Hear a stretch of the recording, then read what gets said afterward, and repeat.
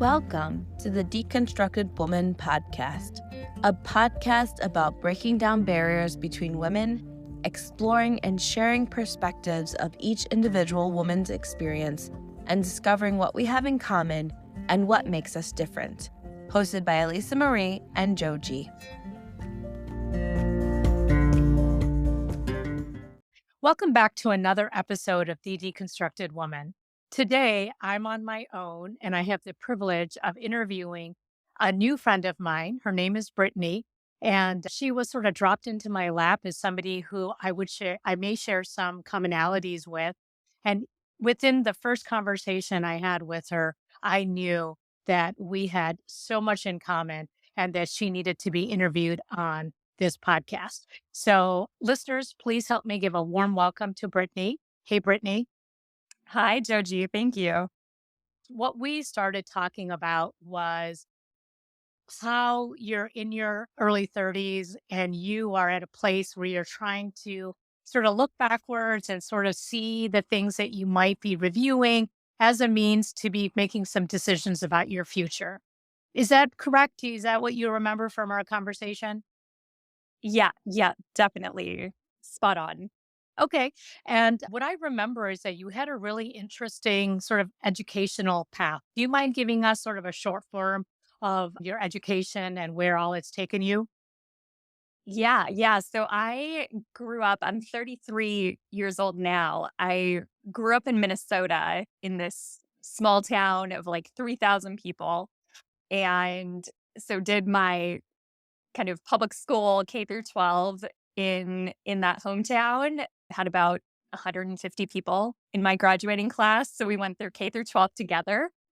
Ended up, I traveled quite a bit as a teenager internationally and really was just adventurous, wanted to get outside of Minnesota and kind of the bubble of going to college with the same people I went to high school with. So ended up going to Texas to do my undergraduate. At that point, I was planning to, I remember distinctly being in this careers class in high school. I think it was sophomore year. And we all had to pick our like pseudo career profession. Most people, there was like a set list. Most people wanted to be anesthesiologists because then they could pseudo make the most money. I was like very convinced that I wanted to be a foreign service officer and work for the State Department. So that was like my dream since I was early in high school. Went to college, kind of assuming I would continue down that path, but also that I would go to law school. So I did my undergraduate, pre-law, majoring in political science, thought that, took the LSAT, did the LSAT prep. My whole goal was go to law school, become a foreign service officer, and then ended up hard pivoting at the end of college. Like I got to my, semester where I was supposed to be applying to law schools, and I started to try to write my personal statement, and I had nothing. Like I had spent years preparing for this, and I could not, there was no passion, no, like, I can't really describe it, but I had like nothing to put on paper that just was flowing. There was no flow. And I can't even really describe because it's crazy to me to think back on how, like, I, I felt very resolute that I wasn't meant to go to law school all of a sudden at the end of college. And my professors were concerned. They're like, "Are you sure? Like, what are you going to do instead?" But it just became, it was like a gut moment where I was like, I need to do something else. Like this, I've been putting all this effort into going to this certain career path and it's not the right fit for me. So I ended up sort of like putting out this application to a scholarship program to study in the UK. By some miracle, ended up getting it and went to the UK then for 2 years to do graduate school. And again, had these kind of like discovery moments where I went intending to do a PhD in crime science and started the master's that would feed into that, did that program in international policy, but then decided that I didn't really want to go to more school.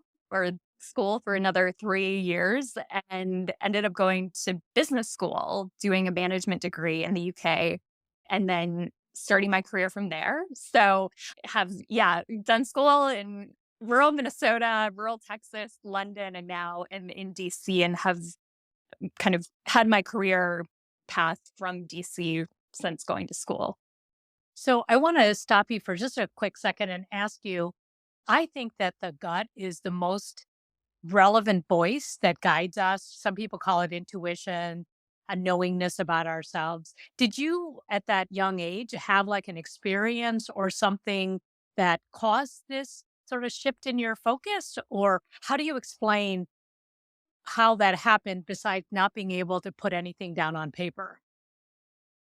Yeah, I'm trying to recall what other circumstances had occurred. I think one of the other takeaways I have from my college years is I tried a number of internships to see if I liked doing what it was I thought I wanted to do for my career, and ended up realizing through all of the internships that I didn't want to do any of the things I interned for. So one of those internships had been at the State Department, and it was an amazing experience. Like, I couldn't have asked for a better position to be interning at. It was like my dream internship. But I got there and then realized, the people I'm just a lowly intern, but the people I'm working with are amazing. But I actually don't want to do this for the rest of my life, or even for like a portion of my career after school. Like, it isn't it isn't me. So that was another, I think, valuable thing I took away, was getting to that I think influenced my gut, like getting to try things out and realize I actually don't like them. The value of internships is just unbelievable. And so, like Brittany is talking about, it gives you a great opportunity to do like a practice run and see if you can see yourself in that position or in that industry for more than, maybe a 12 or 16-week period as an internship. So internships, all about them. Try different organizations, try different industries, and really get a feel for what you think you will be doing.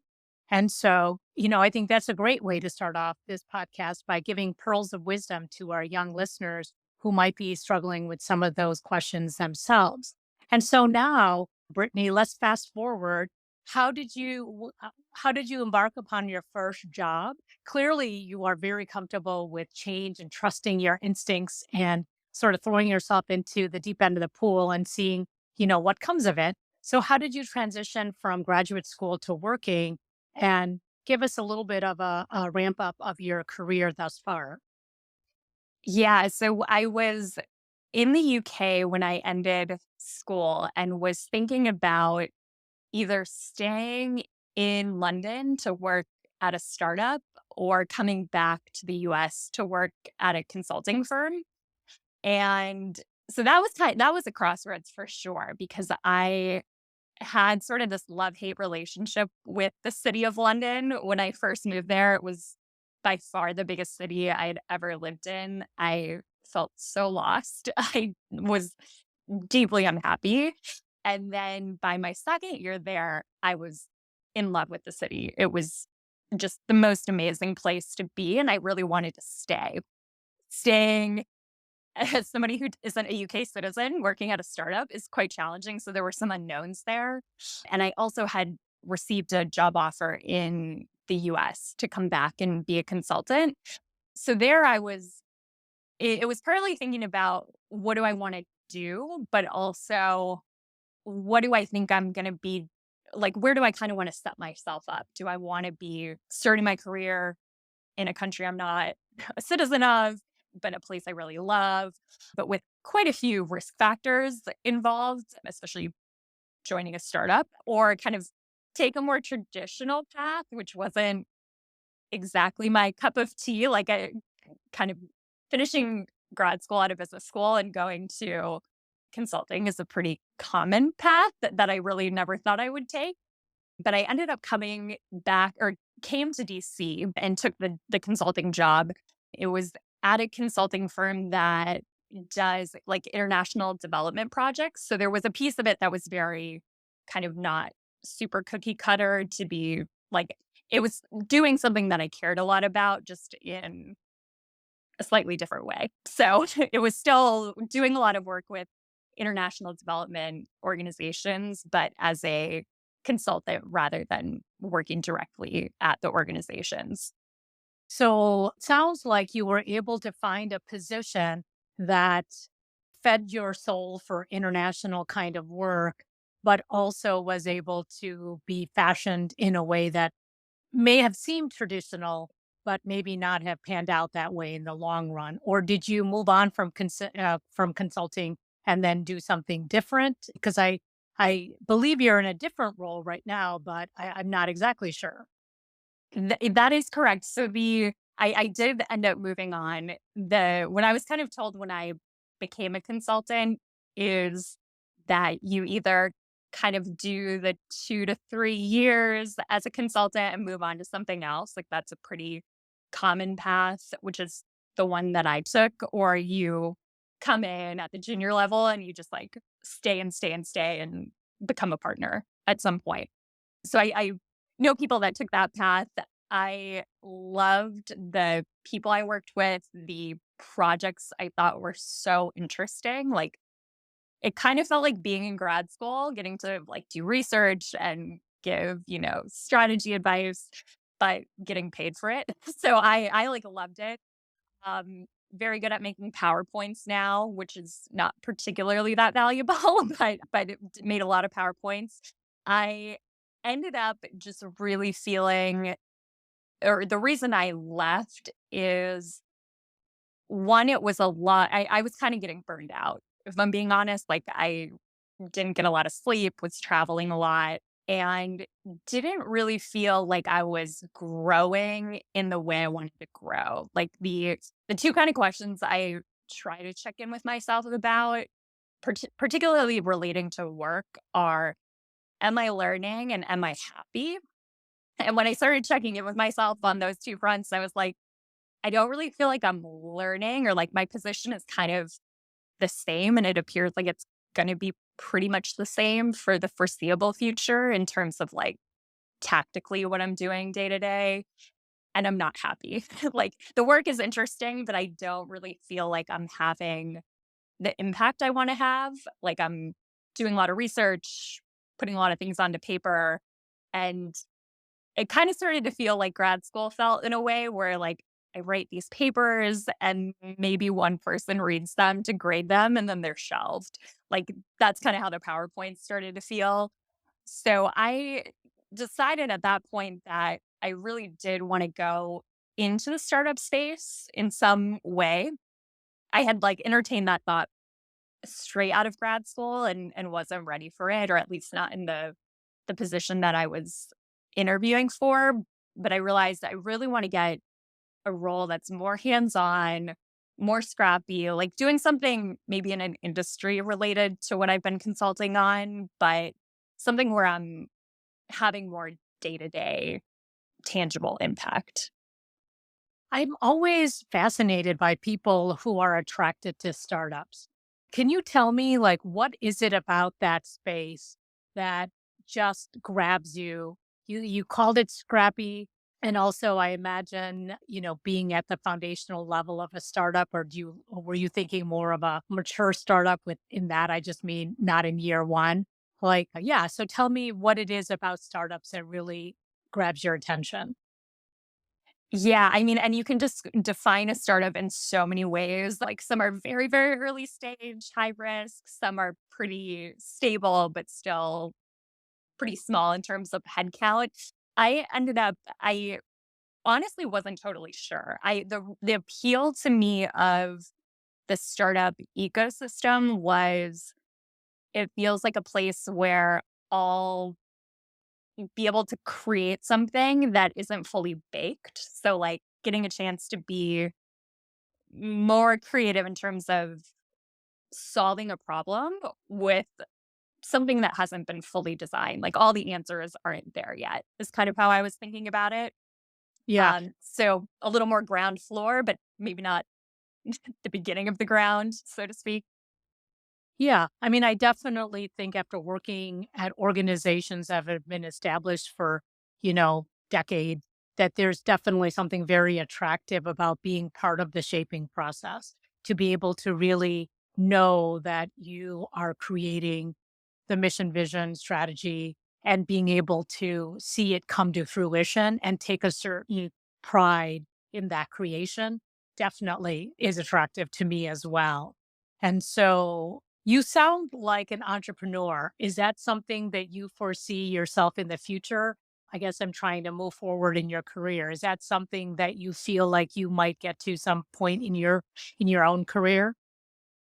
Yeah, that would be one of the crossroads I would say that I'm at. I actually looked up the definition because I was like, I think I know what a crossroads is, but do I know what it is? And the definition is it's a crucial decision that has to be made that will have far-reaching consequences.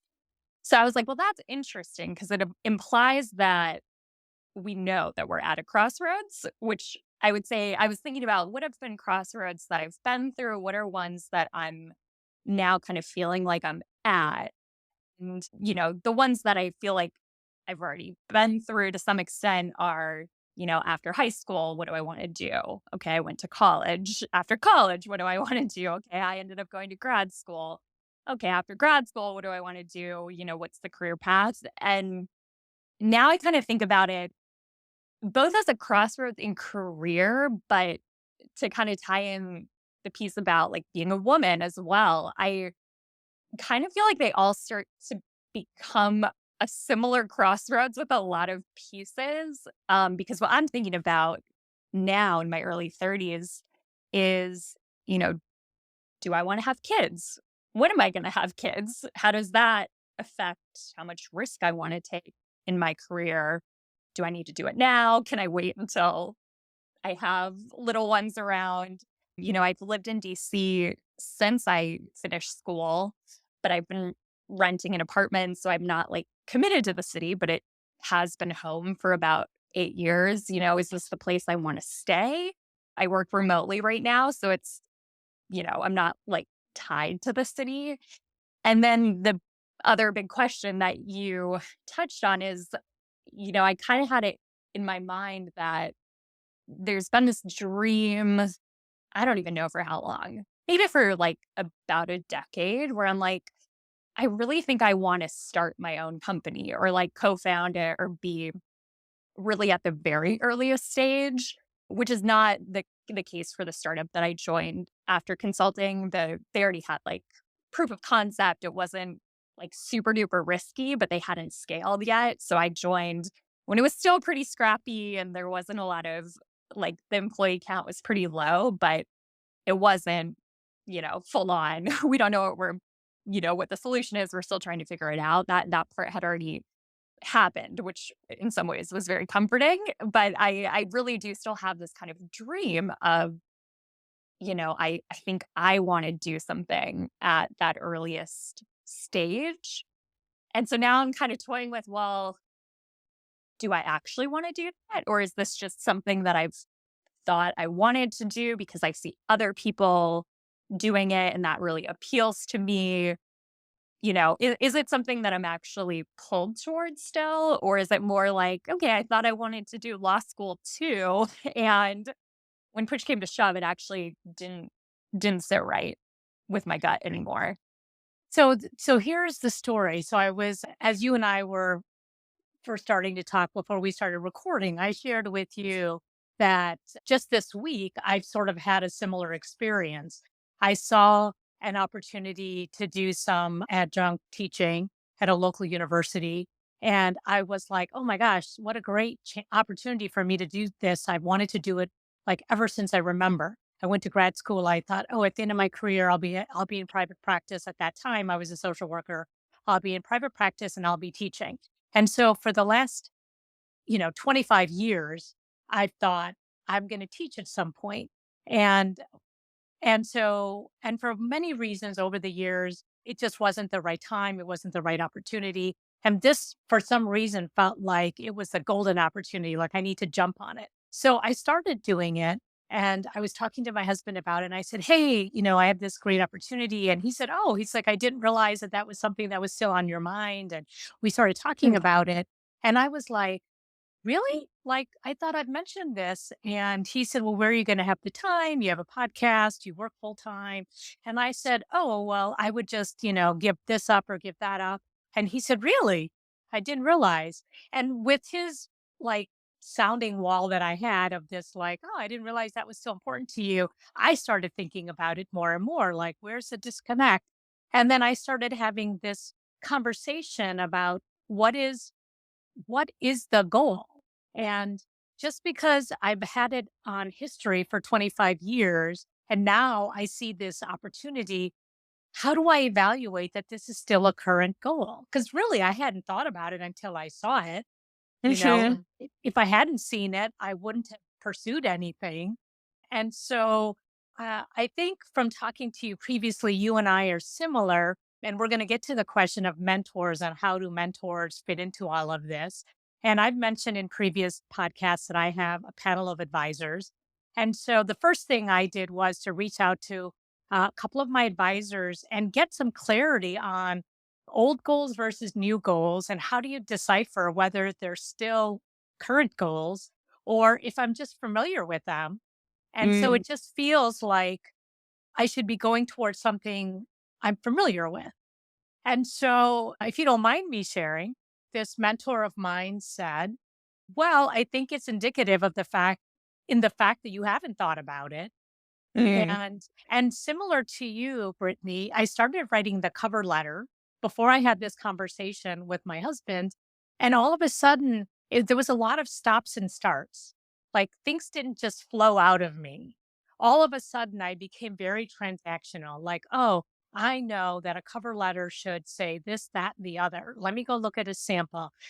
Because it wasn't flowing from me. I felt Yeah. like I had to create it and then that gave me a little bit of pause too, sort of like, oh, usually these things just come out of me, like I can't stop it. But this didn't feel authentic. It felt sort of stilted. And so, yeah. So, does that resonate with you? Is that something that you're also going through now that you're at crossroads? What are the main crossroads in your life? I know you touched upon a couple, but what do you feel like are pressing on you? Yeah, that resonates 100%. Like very, very much can relate to exactly what you're describing. I think yeah, well, the main career crossroads I think I'm having is I really love my job. I'm happy. I have tons of growth opportunities consistently, even though I've been at the same kind of company that has gone through a lot of evolution in 6+ years. So when I gut check that, I'm like, well, everything in my gut feels good. So what is it that like doesn't feel aligned? And I think it is this kind of lingering thought of like, when do I do that? And so the step that then comes up as I start to think about it more ends up being very fear-based. And so that's what I'm trying to like interrogate is how much of this just doesn't fit anymore. And it's like an old dream that I can't let go of because I feel like it needs to fit and like really trying to force the fit when I think flow like really resonates, like when it's not just clicking. And I'd say like one of the things that really hasn't been clicking is when I've started to think about, well, okay, what do I care a lot about that I would want to start a company or an organization to focus on. And for me, like that piece is clear. I really want to like do something at some point in the healthcare industry or healthcare ecosystem, which is based on a personal experience I had a few years ago that lasted several years and was a lot of insurance claims. And I'm like, oh, it was like a part-time job, just like managing the appointments and the insurance and costs. And that made me really just personally passionate of like, whoa, like I work in a payments industry in a totally different like focus area, but there's so much in the payment space for healthcare that I'm really interested in that I know doesn't work because I tried to do it myself as a patient. So that part really resonates. But then when I would just sit down and try to research, okay, like what actually is the problem? Is it more than just a problem I have? Is it, what would the solution look like? I ended up feeling very stuck. Like it definitely wasn't flowing. The excitement or like the problem really resonated, but what I would do about it independently was really just like, I'd kind of sit down at my computer and look stuff up and I'm like, well, what's out there? And I'd find something, oh, it already exists. How did I not know about it? Like it already exists. Or I wish I had known about it when I was going through it. Or, stuff's in development. And I'd start to get a lot of fear of like, well, you know, even if I tried to do something, it's already been done. It's going to be done. Like a lot of like failure mentality was setting in of like, you know, you shouldn't do this. This isn't the right thing. Like it's going to be so risky. Somebody's already going to do it or somebody will do it before you or, you know, so it became very like I would just kind of shut down. The passion was just like deadened by this fear. So that's like one of the things I've been interrogating is like, why am I so afraid of doing this? And like, is the flow being stemmed by fear? Like, is that what I need to work on? Or is it actually that like this isn't for me right now is sort of the other bit. Yeah. The one thing I would also imagine, having known a couple entrepreneurs in my life, in my career, is that most folks who work in startups that I see are either the visionary, the creative person, or the workhorse person. And depending on which role you are, it's really easy to, I guess, be in that space and be comfortable. And I've seen more failures on the creative side of people who either the company grows too big and the company takes a life of its own and leaves the visionary behind.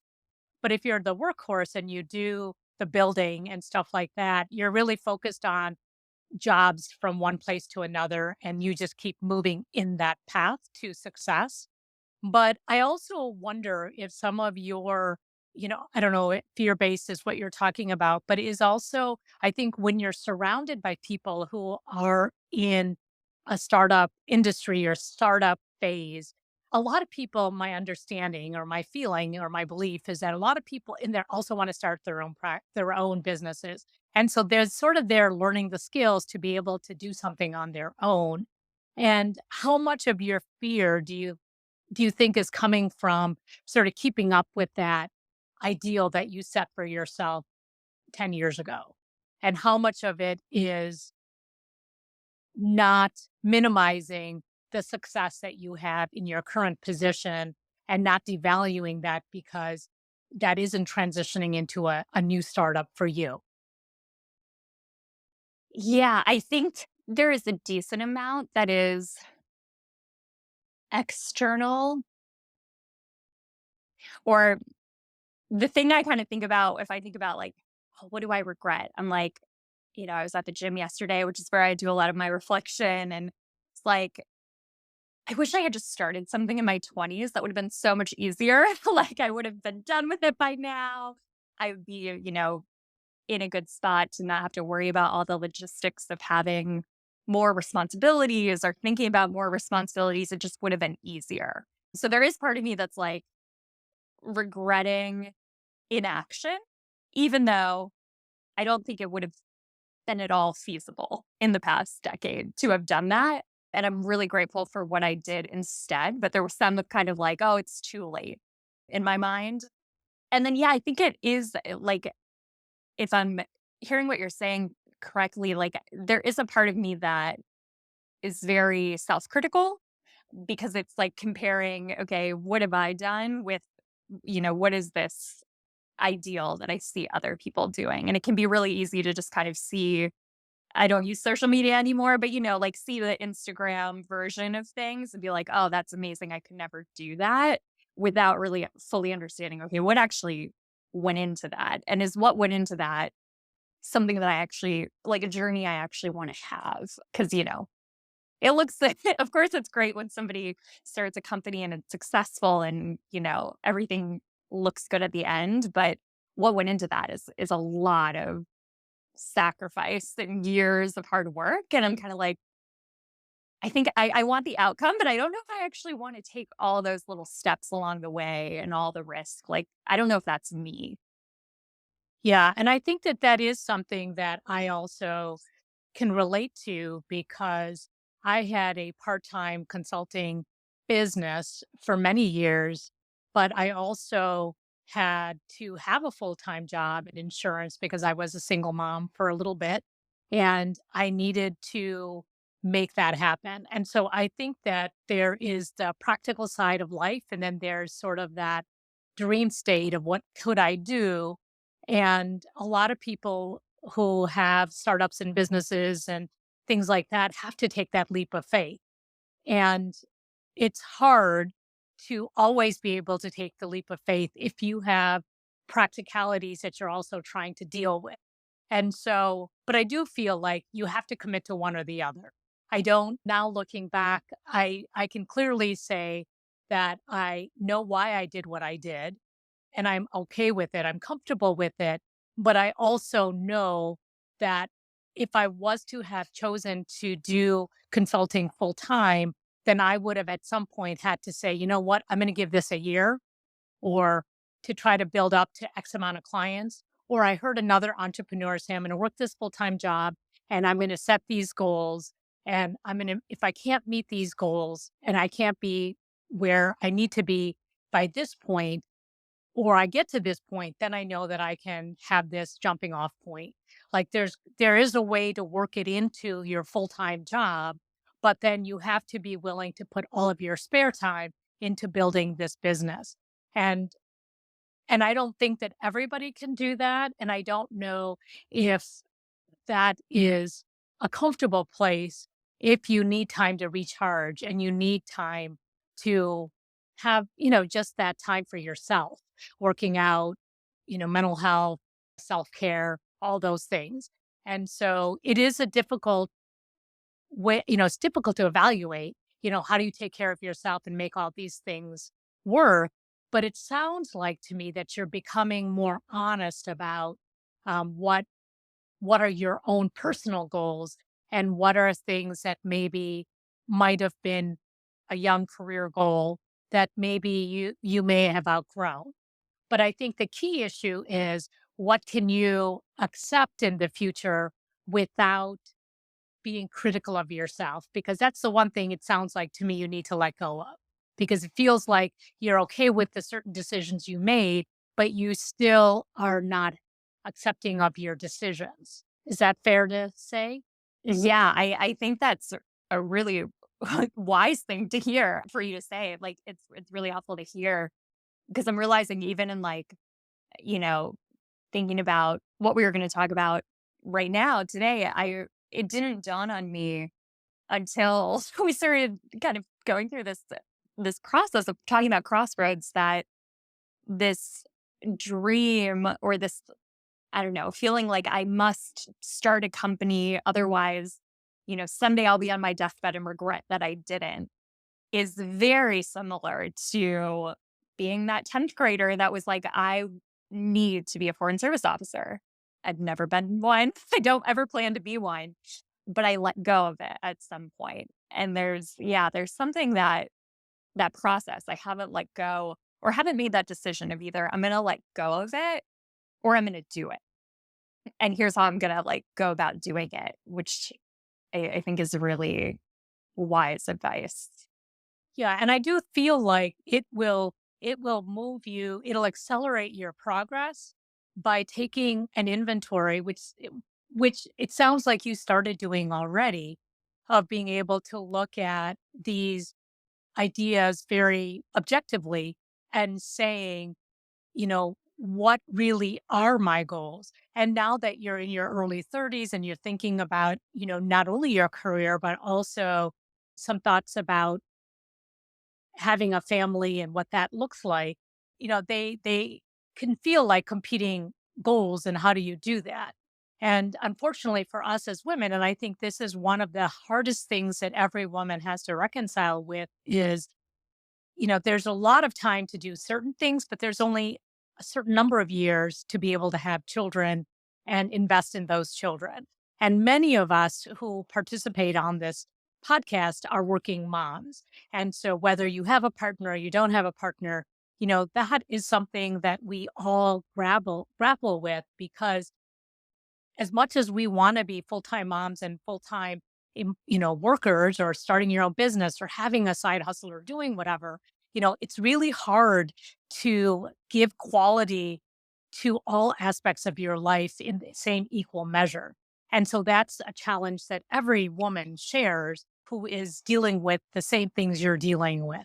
And once you have a child and you're still working full time without it being a startup, you already resent the time away from your child or your family Mhm. because it feels like every guilt that every mother has this guilt, which is that I'm going to miss my child's first words, steps, fill in the blank. You feel like that's critical to your mothering or that somebody else is raising your child. So there's all these emotions you have yet to even feel that just create so much angst for us working moms because society says, well, this is your role. This is what you have to be. And there's no bigger role for a woman than being a mom, which I will tell you that many of us that participate on this podcast do not agree with.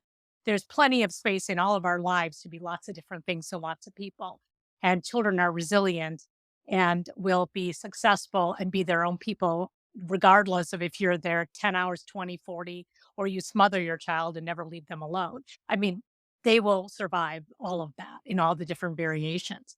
And so I guess as now we're sort of getting through to the crossroads, what do you think your process is going to be to evaluate sort of these things that we've talked about and being able to get on the road of acceptance to your goals and making some decisions?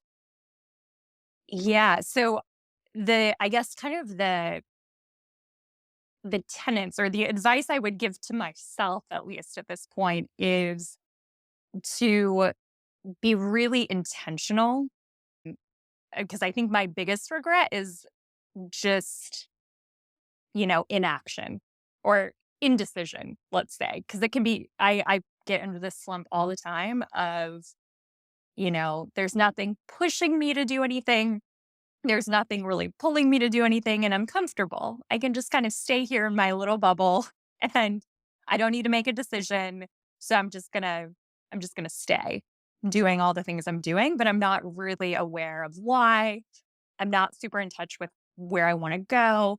So one of the things I'm focusing on is just like really trying to get back in touch with the intuition, like the desire of, you know, what is my gut telling me and do I trust it? Which I think takes diligence. That's the advice I've been given by others. Like I am not a diligent journaler, for example, which is something I've been working on. So, trying to really be intentional about the thought process, like writing things down, meditating.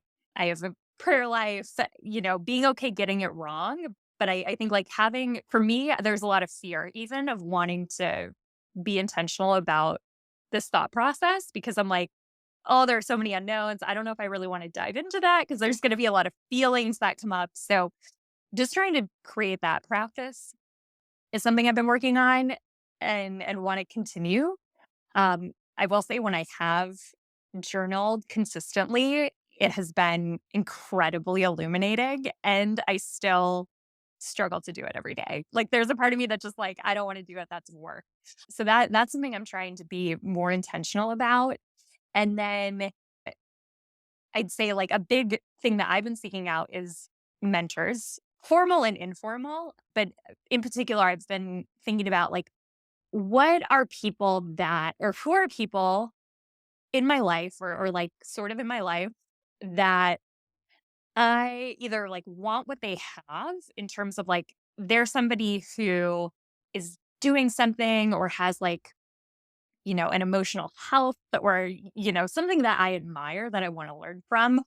or they have experience in something that I don't. So some of these are people at work, some of these are people in other parts of my life. So, like, I've been looking for some variety, but consistency.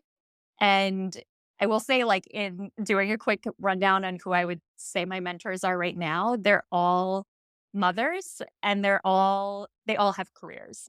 So I've been sort of somewhat intentionally picking people who are a little bit ahead of me in life experience, certain experiences I haven't had, but who I really admire and respect and, want to get advice from. Yes. And I think that career driven moms who are also prioritizing their families is in itself an amazing amount of work to do. And there are lots of women who are breaking barriers and challenging status quo and trying to break through that ceiling every single day. And, those are the women that I think are superheroes.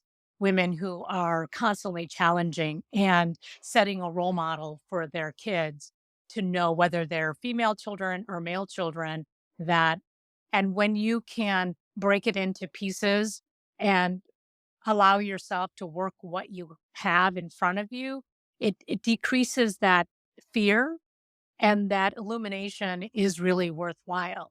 But I am also the person that that kind of success sometimes leads to fear of success, more success. And then I'm just in this like treading pattern of that felt good to me. But I do think that the more you can commit to small goals and continuing journaling, and like we talk on this podcast, it's not about doing it for an hour or doing it for hours on end. It's really about giving yourself, building that muscle a little bit at a time and getting stronger and then adding time to that. It's just a matter of being able to put it into practice and set some workable goals that don't exhaust you and to give yourself a break. I mean, if you've had a 60-hour week, this is not the time to give yourself a lot of work to do outside, on this. And you've got to, but then at the same token, you can't give yourself too many breaks because then the pattern it's hard to break that pattern as well.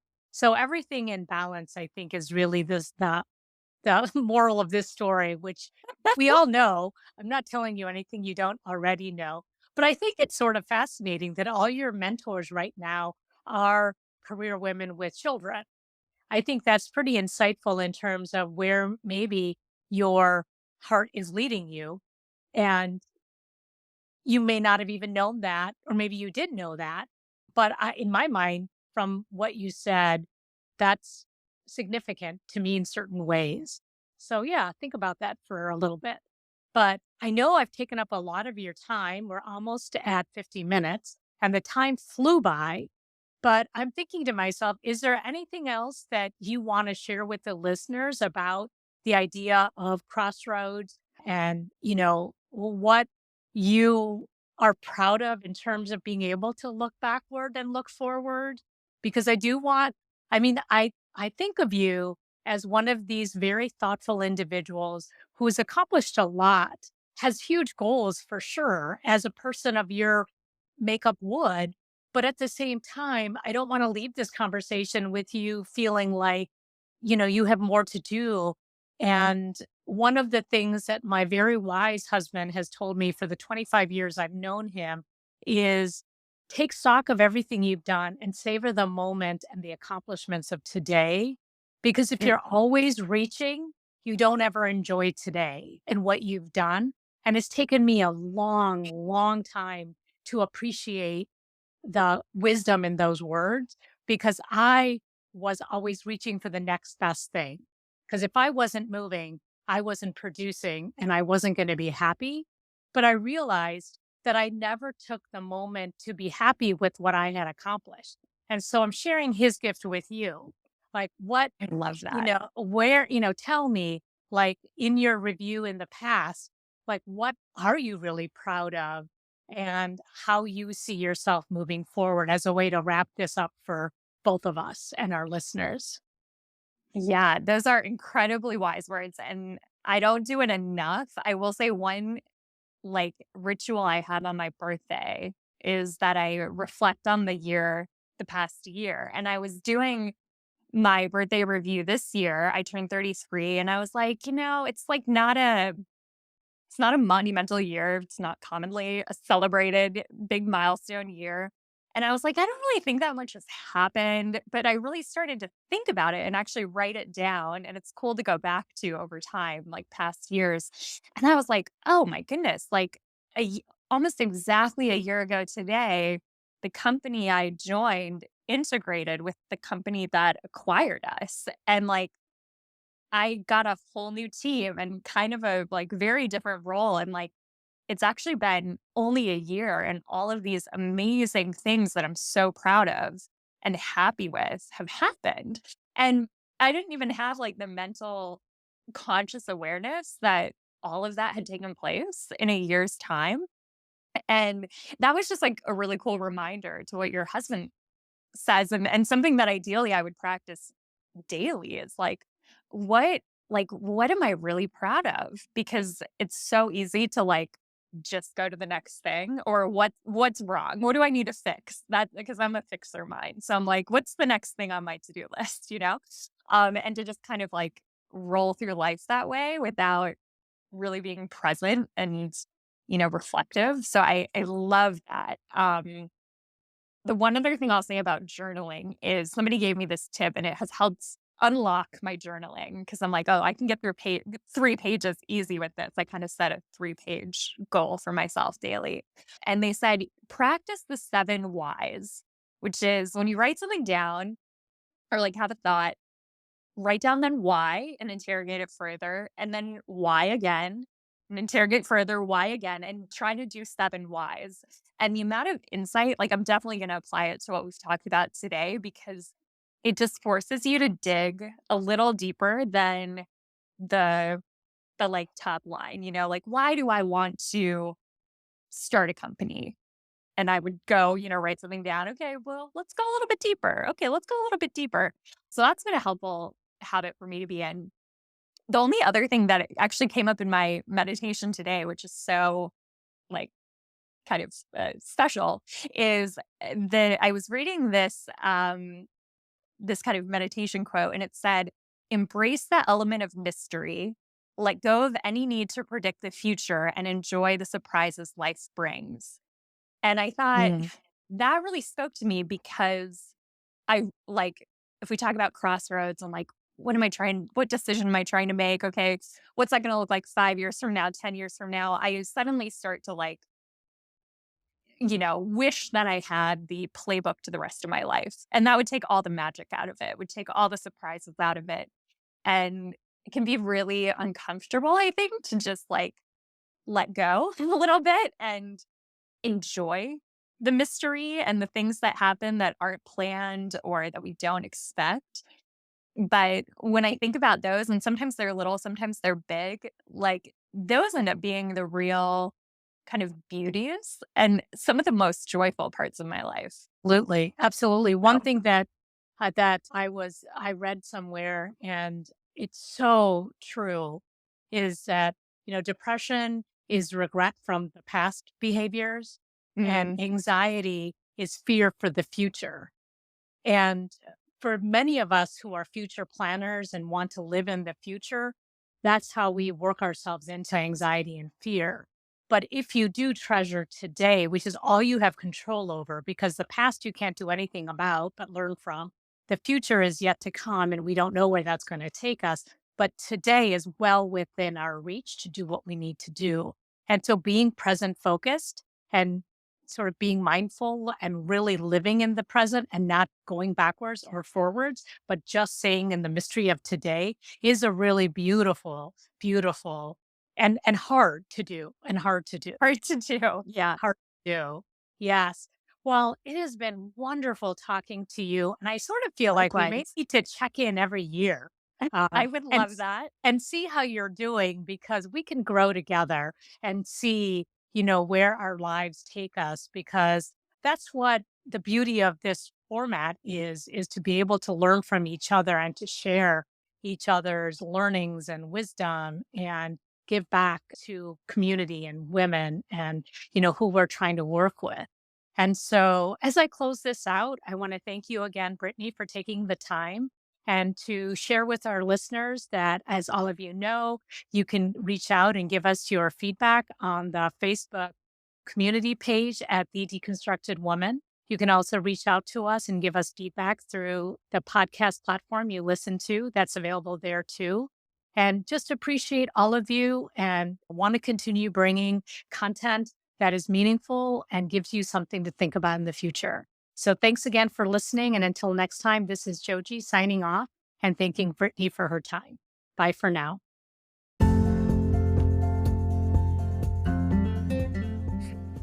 Thank you for listening to our podcast, The Deconstructed Woman. If you liked this podcast, please share it with your friends, rate this episode, or subscribe to be notified of all new content. We want to hear from you, our listener. Do you have thoughts on the discussions we're having? Want to share topic suggestions? Or want to join us for a topic that you're passionate about? Contact us at our email address, thedeconstructedwoman@gmail.com.